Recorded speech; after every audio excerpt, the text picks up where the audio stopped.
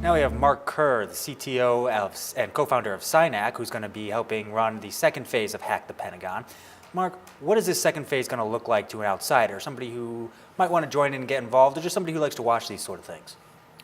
Well, we recruit our researchers through all sorts of different venues. You can apply on the website and enter through our process, and our process is quite rigorous. It involves you passing a written and a practical skills assessment in a specific technology area.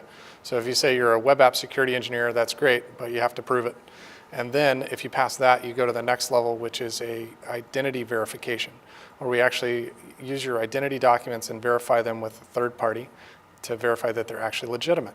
Then we go to a background check, and that background check gives us a full 5 to 7 year history, including employment verifications. We start to really develop a profile of what you do, what you like to do, where you've worked, and then we conduct behavioral interviews. And these behavioral interviews are meant to gauge, your ethical decision-making process.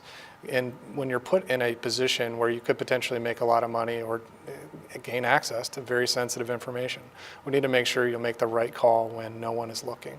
And so our interviewers are trained in behavioral interview techniques to start to understand the person that underlies the researcher. Phase 1 of Hack the Pentagon was a bit more of an open process. There were some very strict rules about who could participate. Sure. But this Phase 2, it's going to be really relying on Synack's crowd, the crowd that you guys have helped develop. Give us an idea of what that crowd looks like. How large is it? How diverse is it?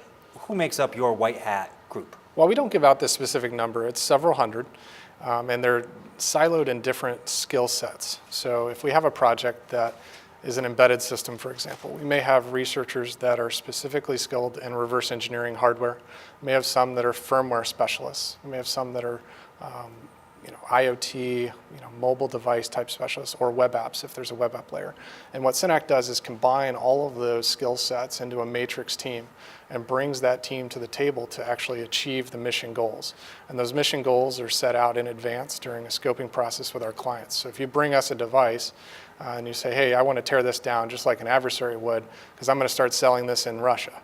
I want to know what they can get off the device and what the access path would be to my cloud provider.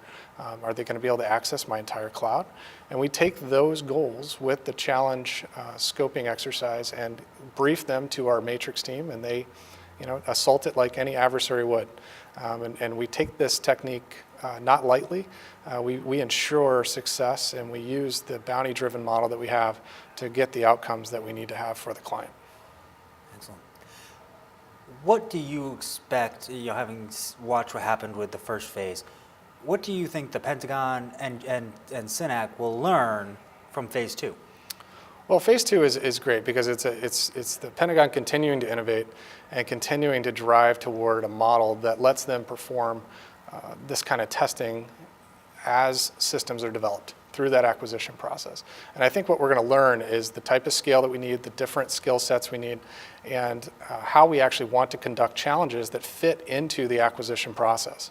It's very important that as the DoD as a whole develops all these disparate systems and connects them to all these different networks and enclaves, that we're able to roll them out securely and that every update gets tested through this type of adversarial model. It's naive to assume that our adversaries are not doing this, and so it's great to see the Pentagon adopting a great innovative model that allows us to do this at scale, when at the same time recognizing that the talent gap problem is real, and these people are really hard to find and really hard to hire. And the traditional defense contracting base is highly skilled, but it's also highly fixed.